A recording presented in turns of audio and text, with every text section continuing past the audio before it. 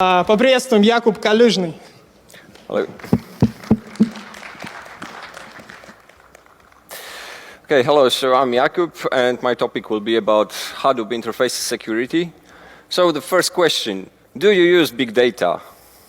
Maybe you don't use it. You don't have a Hadoop installation, but your data is used in many Hadoop installations, in banks, in internet shops, everywhere. And this talk will be about hacking mostly web interfaces of Hadoop installations. So a quick introduction. I'm a security consultant at Securing, a Polish company. We do penetration tests mainly in the financial industry, so mostly banks, and we consult the all phases of the development. I'm a researcher, so this talk will be about Hadoop, but I'm specialized in network protocols, in fixed protocols on Forex market. Actually, Russia's got many software companies which do software for the Forex market, printers, and any other proprietary network protocols. Okay. So the agenda for today is like a short introduction about some big data nonsenses, then a crash course on hacking Hadoop installations, and ways to protect the big data environment. So an output of my research is not only the write-up of the CVEs, because there are not a lot of them, but we want to publish and share a whole OWASP cheat sheet for hacking big data environments and big data web interfaces. So a quick result on the beginning, the summary of our research.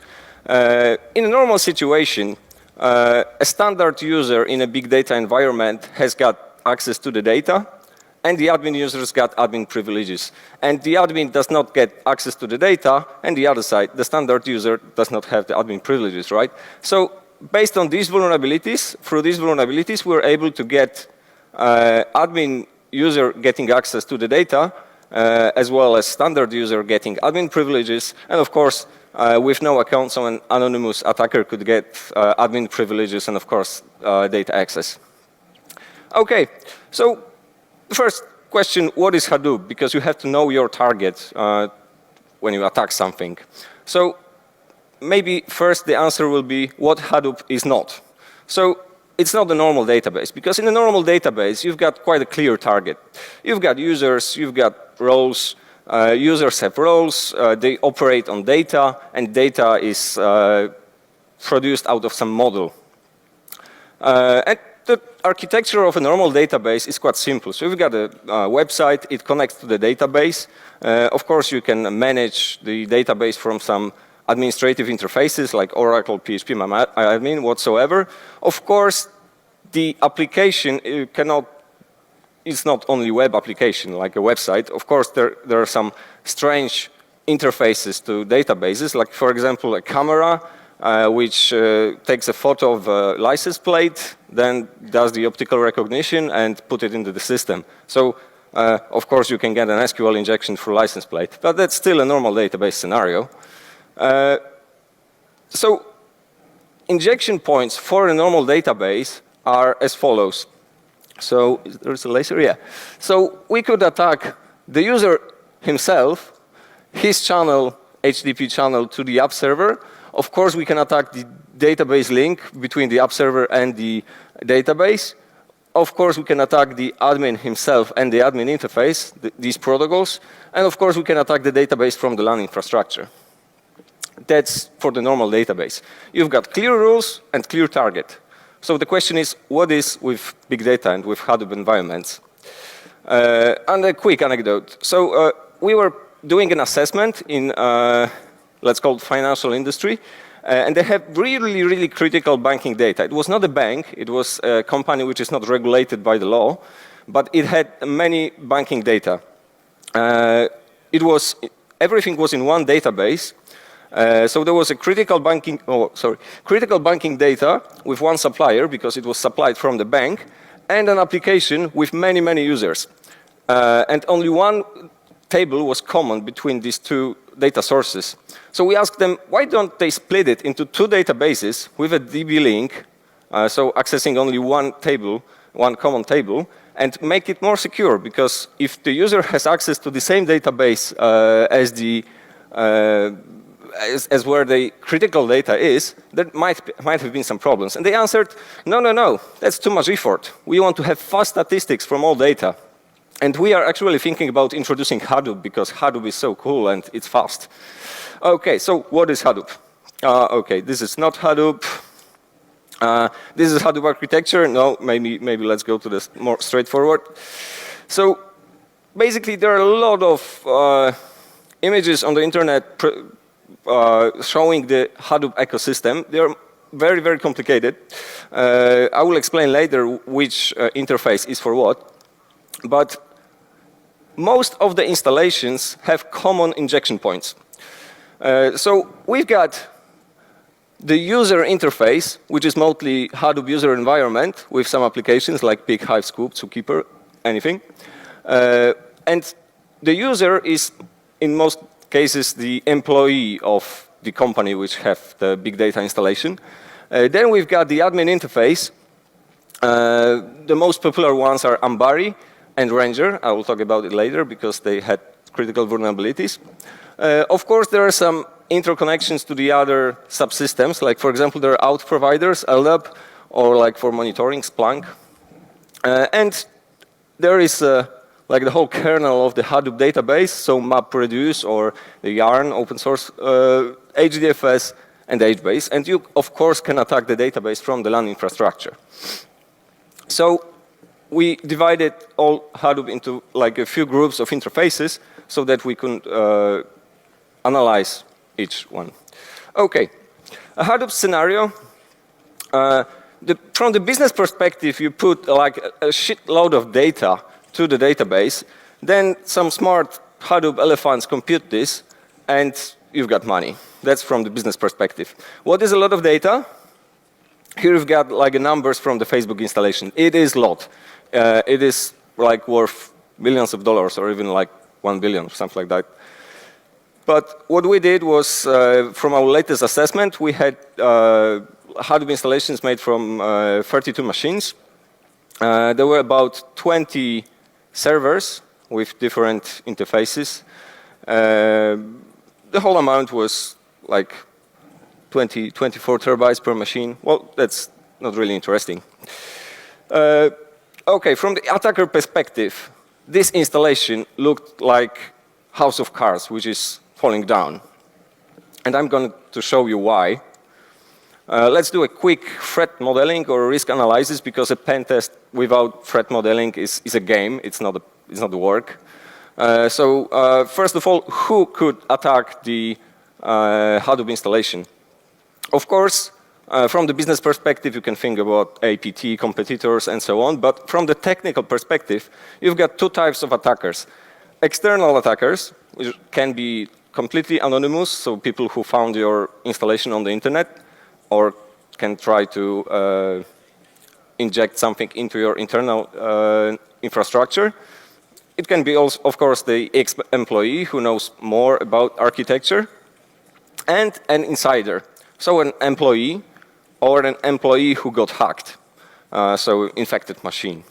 And of course, there are some vulnerabilities which can be used only if these infected employee have rights in Hadoop. So for example, he's got user rights or he's got the admin rights. Okay, let's skip for a moment how and find out what can be done in the Hadoop installation. Well, for example, of course, there can be a full compromise. Have you heard about the recent hack in Poland? So a bank got hacked by a single attacker. Anybody heard about it? So a guy, like a single guy, hacked into the online banking system. He got a shell on the online banking system and on the transactional system. And what did he do? He was lame because he put a server-side web inject, JavaScript web inject, on the online banking system to catch usernames and passwords. Come on, with a shell on the online banking system. Okay. Why hacking Hadoop installations is so easy? Well, in my opinion, because most of the companies concentrate on the data safety. So they invest a lot of money to backups, to like double the infrastructure and so on, but they do not care about data privacy and data authorization. Okay. We asked one of our clients in one of our Hadoop assessments what data will be there. So like what columns, what tables, and so on. And they said that they do not know. Like a typical scenario for a bank is to put all data. And I mean all of it. So all transaction data, sales data, clients data. Then there are a lot of computations. And then comes big data analytic. Well, here is big data analytic. And he thinks about this data and he says, okay, people who bought a dash cam for their car are more likely to take a loan for a new car in the next month because they're going to crash. And we should show the adverts to these clients. So the banks want to have any data in their Hadoop installation. Okay, of course there can be data theft. Because out of data from the Hadoop installations, you can make many information. Like for example, here is the Target shop figured out that the teen girl was pregnant before her father did, because she was buying some like special particular things which most of the women which are pregnant buy. Okay, of course, like Facebook has got a lot of intel from the Hadoop database. Okay, well, of course, we can do the privilege escalation. We can try to do that. Authentication bypass. We could do the denial of system. And the most interesting is getting into data, but the more interesting would be to tamper this data. Okay, let's see how to do it. So back on this slide, what Hadoop is. This is a normal Hadoop ecosystem. I rewrote it to like a more better way. Here is the whole Hadoop interface. The Hue server, so Hadoop user environment, is the application where 90% of actions in Hadoop are made from users. So a user, standard employee or an admin logs into Hue, and then he's got many applications, actually like 20 of them, like Uzi, Peak, Mahout, and so on and so on. They are modules of one application, which is Hue. Okay. Actually, here's the other thing. So Hue is a user interface where the Cube, Hive, and Zookeeper and Pig is. Who is the user of Hue? Like employees, but from the business perspective, everyone in the company, in most of the companies we have been to, most of the employees got access to this data. Also interns, trainees, and like new employees. And it's quite easy to get an insider in a company which uses big data environment. Okay, so we split interfaces of Hadoop into 4 groups, or maybe 5. So the Hadoop itself, it's the kernels, or like MapReduce and HDFS, so the whole file system. But we've got user interfaces, admin interfaces, interfaces or infrastructure which is specific to the distribution, because there are many distributions, and I will tell about that, and the external interfaces, so connections to the other subsystems. So now I want to present you like a technical meet and our story with big data assessment, a crash course on hacking big data environment. So the first thing is the user interfaces. Okay, we've got Apache Hue, I told you about it, with many applications. Of course, there are some others. As for the pen tests, they are not very widely used. So in this presentation, they're not going to be mentioned many times. Okay, is Hue an internal interface? If you would be an architecture of the Hadoop installations, would you put Hue outside the corporation, I mean outside the network? That's the question.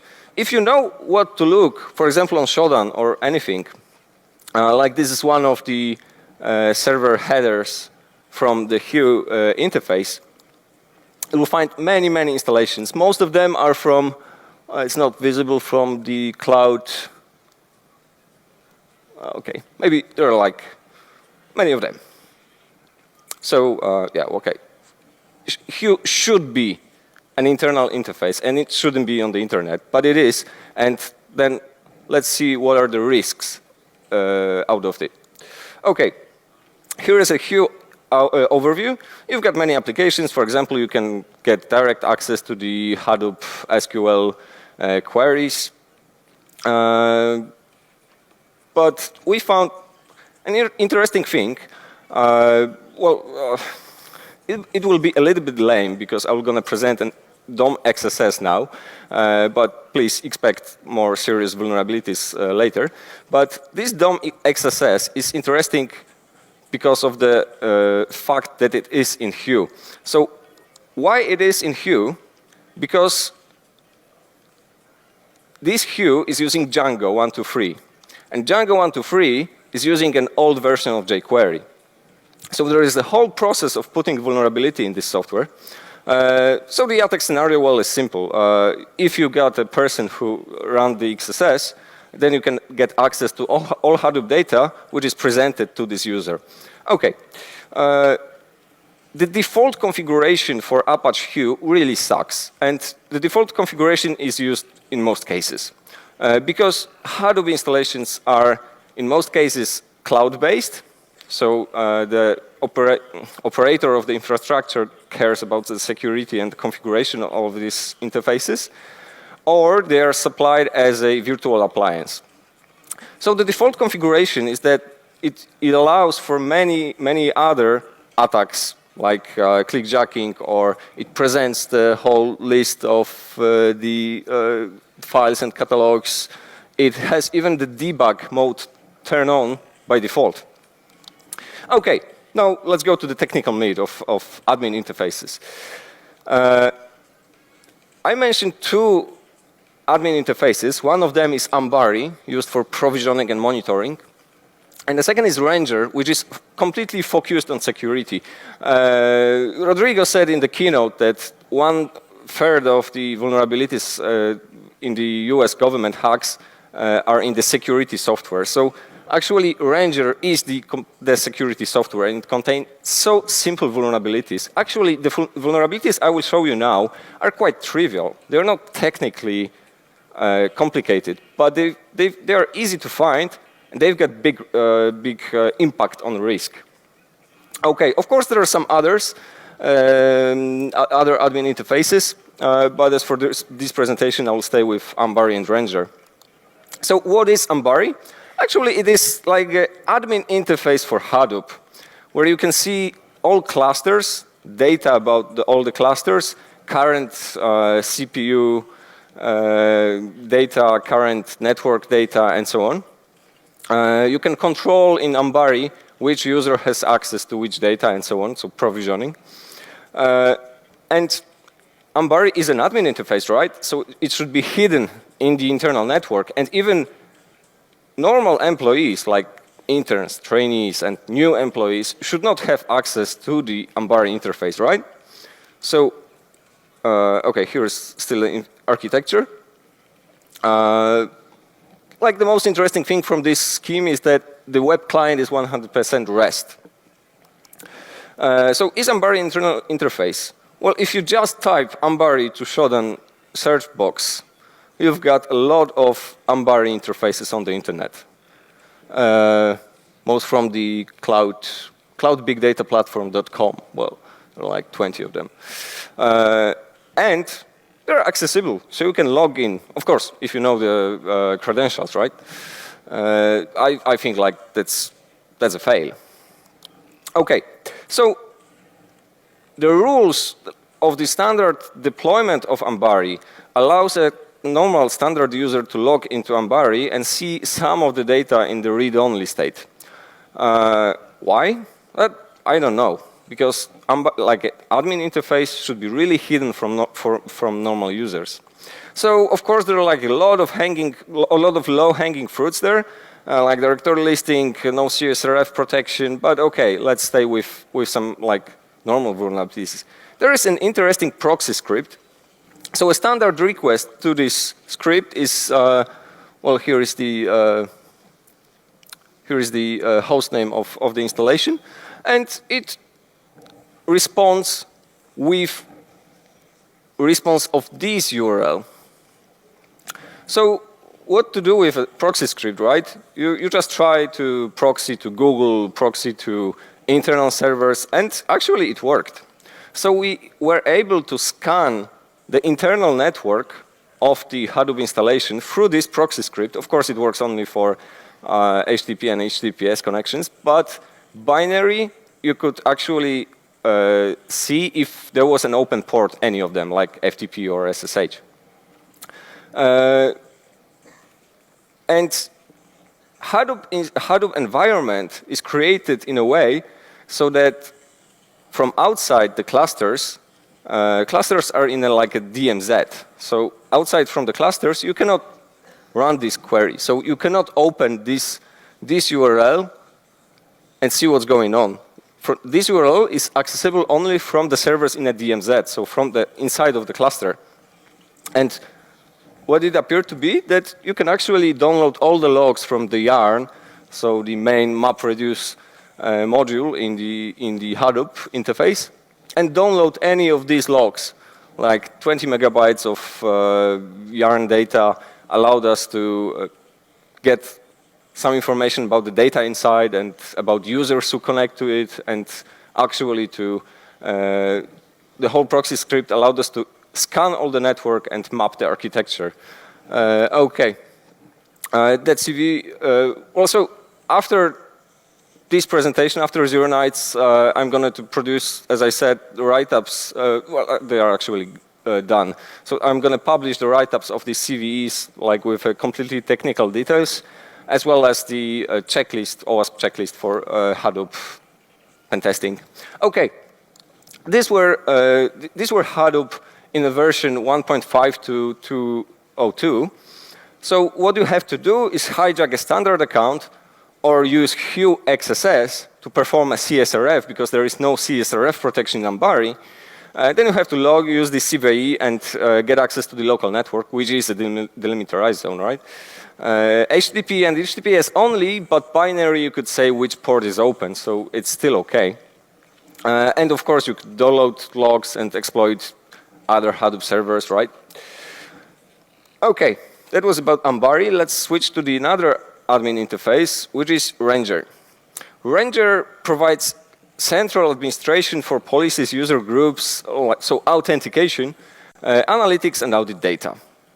So it is a software like another Hadoop module made to maintain security inside Hadoop environment. So particularly, it should be very secure because it offers security, right? Here is a quick architecture of Ranger. So it has the policy manager, and if someone wants to access some data or access some servers, Ranger responds with his policy manager, right? Okay, this is the interface of Apache Ranger. Now it looks a little bit different because it's the old version. So we've got policy manager, user groups, analytics, and audit. And of course, each of these menus got some sub-menus, right? And the mistake, as well as for the Ambari, is that any user can log into Ranger and view very low information, but in a read-only state. But like I think only policy manager and one of the sub-menu of policy manager was in the read-only state for the normal users. The other menus were hidden. So the question is how they were hidden. Because if you see this menu and open the HTML source for it, look in the HTTP response, you could see something like that. So for example, user tab is visible only if you've got the JS variable is system admin, right? Does it make sense to you to hide menu in the JS script? Well, it turned out that actually by just copying these URLs, a standard user can perform actions in Ranger. So here is like all functionalities of Ranger. The red ones are those which are accessible for the normal users. And actually, like here, edit is not accessible, but on the list submenu, you could delete or edit things. So still the editing of users is possible. And it is trivial bug. I mean, it is not rocket science to just open the links from the HTML source, right? And it is a security software. Actually, there was the previous name for the Apache Ranger was Apache Argus, and actually it was the previous name was XA Secure. So it changed the name 2 times. XA Secure is an Israeli company which was recently bought by Hortonworks, and in all the materials they say they provide security software, and well, then they should provide the security for their product itself, right? Okay. So here is another CVE.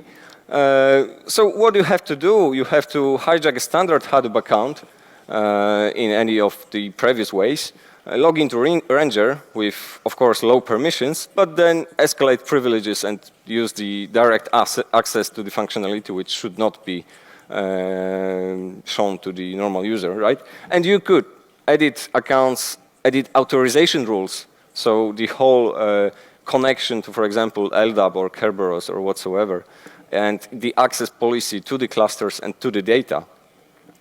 Okay, there was a second vulnerability in Apache Ranger. Really funny one. I mean, still with big risks. So on the audit section, in the login sessions, there is a list of all login sessions to the applications. Of course, there are those with success, but there are like wrong password logins. And in the user agent column, there is user agent. Anybody's got an idea what is the vulnerability? Anyone? Yeah, I think you said it right. So it's XSS in the user agents. Another time, trivial vulnerability. So if you set the user agent with the XSS, it is a stored XSS in the admin interface, which is deployed for security in Hadoop environment, right? Okay, it is a stored XSS which could be exploited by anonymous account which has a network access to Ranger, right? Because all of you have to do is to target a Hadoop installation where the Apache Ranger is on the internet, or you have got to the access to the network. Then log in with any user and password, like anything, and use an XSS in your user agent, and you've got the stored XSS in the admin panel, which will be targeted directly to the admin, so you don't have to escalate privileges. And then you can do anything, like deploy beef or whatsoever. Do a CSRF script to change your data, change the data, or like change the policy. So we've got admin rights in the security software of the Hadoop environment. Okay. Well, both vulnerabilities are now patched. But for a while, there was a really funny thing. I sent the report to the Apache Ranger team, developers, and they said, okay, we'll patch it. And they put it, okay, so this is how the Ranger 284 in a public Jira looks like now. Now it's okay, it's like, you cannot say what is it, right? But just after I sent them information, they put my exploit, my proof of concept script, on the public Jira. So they did like a full disclosure.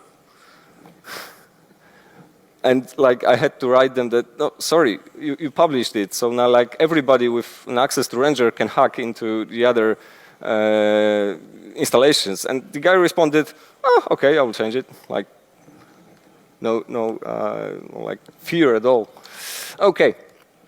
Let's go to the distribution specifics.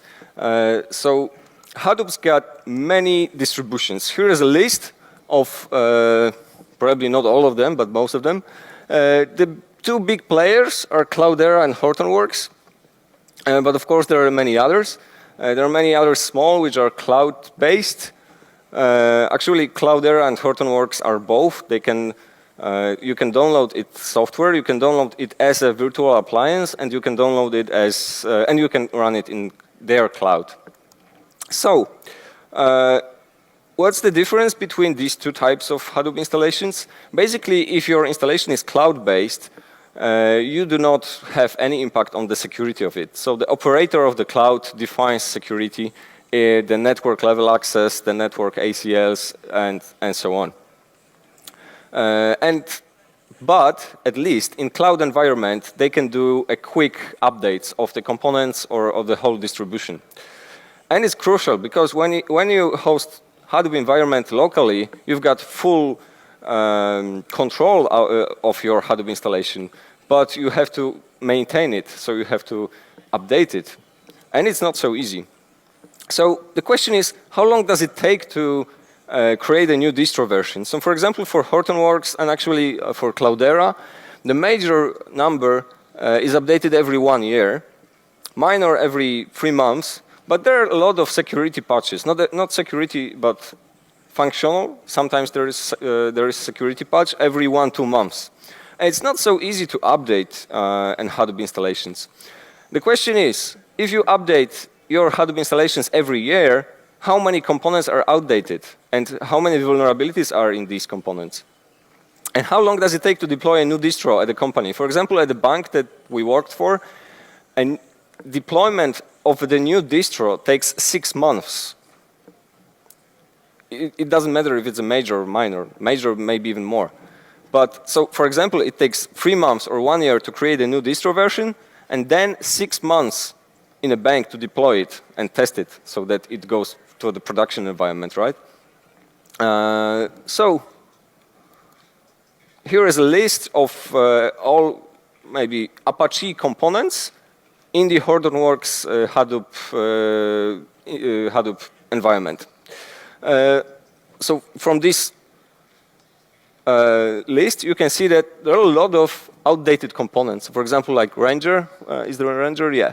Ranger in HDP 2.2 is version 0.4. In HDP 2.1, they didn't use Ranger, they used XA Secure, which is the previous version, previous name of the Ranger, right? It's not even here. And out of locally hosted Hadoop environments, HDP 2.3 was released in July 2015, and I would say it's not a lie if more than half of Hadoop environments are still on HDP 2.2 or below. Okay, so what are the risks and vulnerabilities connected to distro specifics? Of course, old components with known issues. We've seen a lot of old OS components like Java, PHP, or whatsoever. Old OS components which are directly connected to the Apache interfaces. So for example, Uzi and HDFS used an old version of Tomcat, and it was like a different version of the OS Tomcat, right? Of course, old Hadoop components like old Hue, old Ambari, old Ranger, it happens all the time. The problem with distros are also that they are, okay, still about the old components. The question is, what is a responsible disclosure, what is a full disclosure? Because, for example, we found a vulnerability in Ambari, and if we were about to do a full disclosure, we'll do it just after finding a vulnerability in Ambari. But after we supplied information to Ambari guys, then the Hadoop patched it, then the Hortonworks take the work from the Hadoop guys and do their distro update. It is about like at least 1 month for patching Hadoop, Ambari, at least 3 months to do a distro update. If it's just a patch, that's 1 month, 2 months. And then a deployment in a bank, which takes 6 months.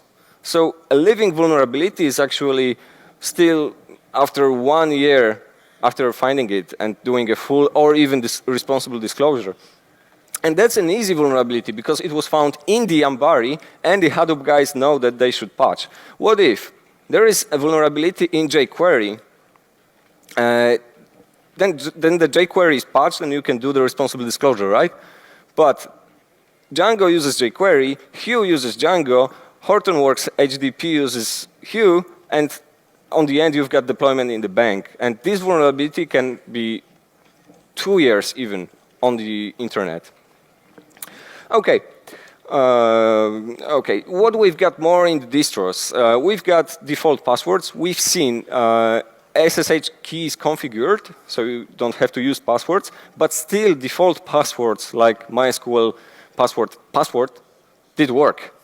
So we even found a situation when a Hadoop production environment, there was no MySQL password because the server was in the DMZ. But out of other vulnerabilities, you can access the DMZ, the local network, and open MySQL database without any passwords. And actually, the default configuration when the Hadoop installation is provided as a virtual appliance is very not secure. I mean, there is completely no network level hardening, no HTTP hardening, so a lot of HTTP attacks which has small risk, but they still generate some risk, like clickjacking, session management, like error handling, debug turn on by default. These are vulnerabilities which are by default in the Hadoop installation. Actually, there is a presentation. Actually, I switched with Jeremy the session times. But Jeremy has a presentation about hacking virtual appliance, and Hadoop is in most cases provided as a virtual appliance. And all of techniques presented by Jeremy may apply to hacking Hadoop installations like Hortonworks HDP or Cloudera CDH. Okay, what we've got more, that's the default configuration. I mentioned about that earlier. How much time do I've got? Okay, so we still got external interfaces for like other clients or interconnections to the other subsystems. The whole Hadoop itself has like more than 25 Apache modules, which are written by the Apache guys, but there are a lot of vendor and distro-specific apps interfaces.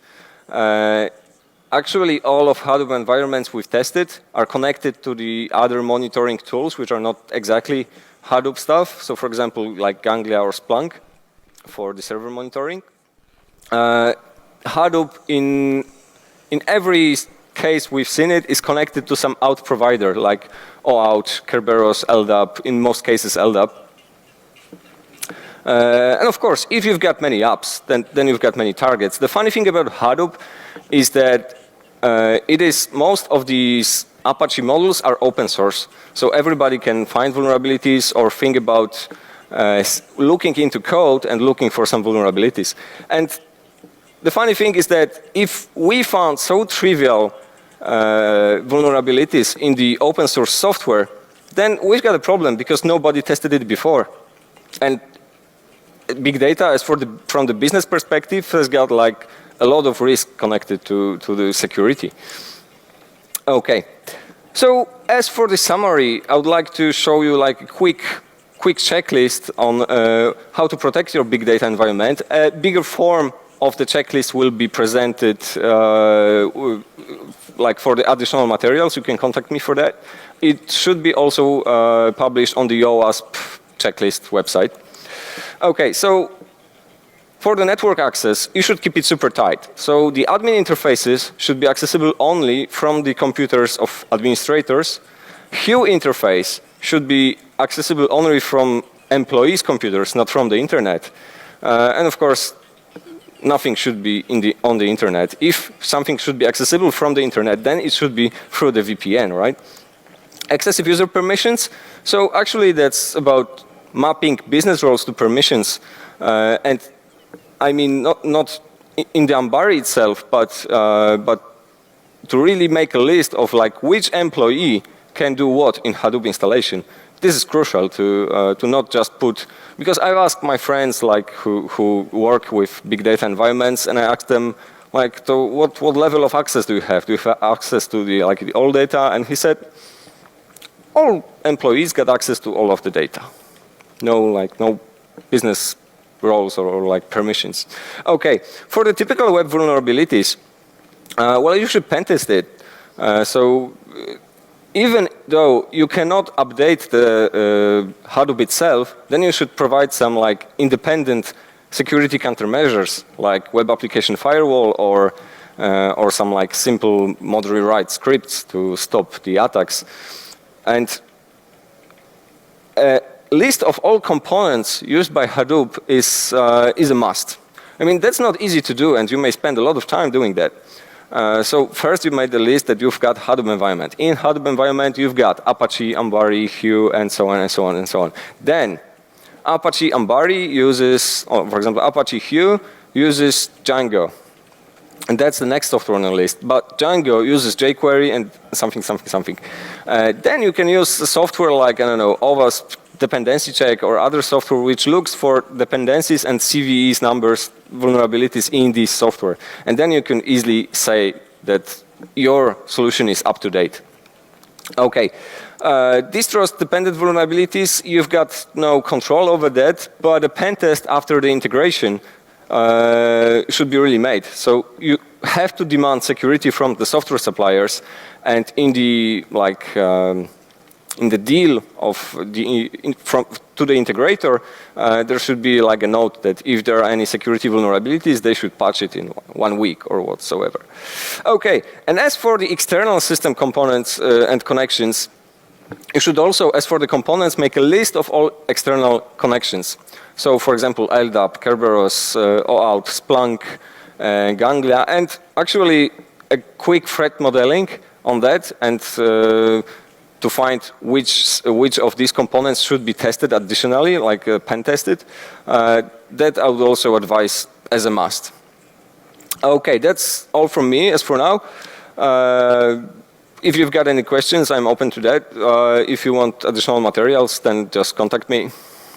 Thank you.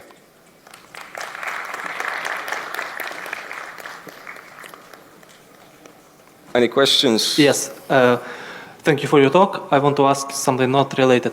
So, in your experience, when you're doing pen tests for banks, some companies, how often it results in compromise of core systems? It depends what do you call a compromise. In case of banking stuff or Hadoop stuff, shell on the server it's not the only way of the compromise, because getting access to data, like online banking data, getting data out from the other client, like his transactions, is also a compromise for a bank. So it's complete compromise. And I would say half of the pen test finish up with critical vulnerabilities which might compromise the bank. Thank you.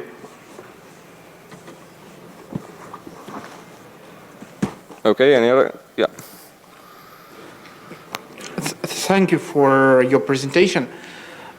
Based on your experience, are businesses basically ready to respond to such security risks? I mean, you provided quite trivial things that should have been thought about, well, before they started development. And given how insecure the software is, from your experience, do businesses refuse using Hadoop? Or maybe there is no point refusing because all the competitors are as bad as Hadoop is? No. They use Hadoop because it makes money for them. And they do not, most of the companies do not care about security. Of course, they've got some risks like, oh, well, if that would compromise our company, we are dead. But most of the companies do not know how to prevent it. But I haven't heard about like refusion of integrating Hadoop because of the security risks. Actually, no. Companies do not care about security. And actually, like only from my experience, only financial industry are the big players who's got money to pen test, to do like a whole pen test of the, let's say, Hadoop installation or like online banking system. Because any other company would not pay for like 50 man days of testing Hadoop installation. But are other big data providers as bad as Hadoop, or do you know that? You cannot call like any other. Well, Hadoop is not the name of the particular solution, because the particular solutions are Cloudera, Hortonworks, and so on. So Hadoop is like what you call big data Hadoop. That's the way.